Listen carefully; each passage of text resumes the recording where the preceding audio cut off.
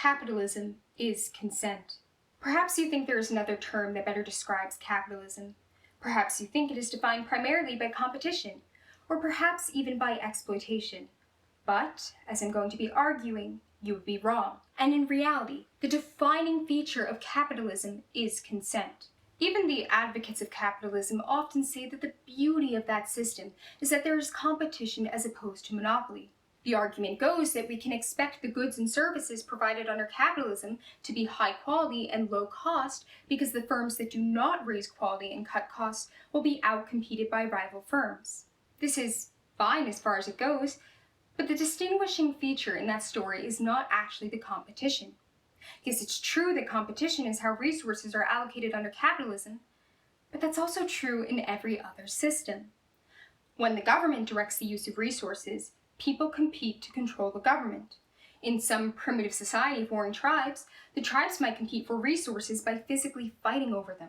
What distinguishes these systems from capitalism is not competition itself, but the specific nature of that competition. Under capitalism, we compete by producing goods and services that others will consent to buy.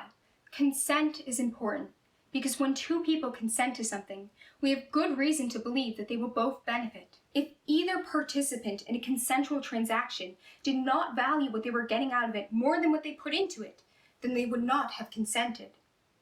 That's why capitalism results in the ever-improving products that we see all around us. Not because it has competition. Every system has that. But because instead of competing by currying governmental favor or by direct physical violence, under capitalism we compete via consent. But perhaps you're not a staunch capitalist.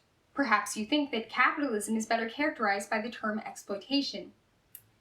This is a slippery one because exploitation can either mean to benefit from someone or to benefit at the expense of someone.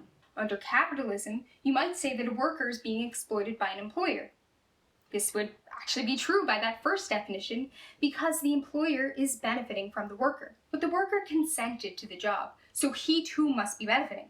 By that first definition, the worker is also exploiting the employer. This sort of exploitation seems like an unambiguously good thing and a natural part of any conceivable system. After all, what system aimed at organizing people would not have them benefiting from one another in any way? But that second kind of exploitation, where one benefits at the expense of another, seems more characteristic of the alternatives to capitalism. In the primitive society, one tribe may harmfully exploit another by direct pillaging. In the governmental system, the government can harmfully exploit you by taxing your income, arresting you for a victimless crime, or drafting you to fight in a war. In capitalism, on the other hand, we all benefit from one another only to the extent that we consent to. And, as I've been arguing, consent is a good reason to expect that benefit to be mutual. To recap, the common characterizations of capitalism are wrong. Competition is an unavoidable part of any system involving people and scarce resources, and harmful exploitation is exactly what capitalism is set up to avoid. The truly defining feature of capitalism, and the reason that we can expect it to generally produce good outcomes for society, is consent. Capitalism is consent.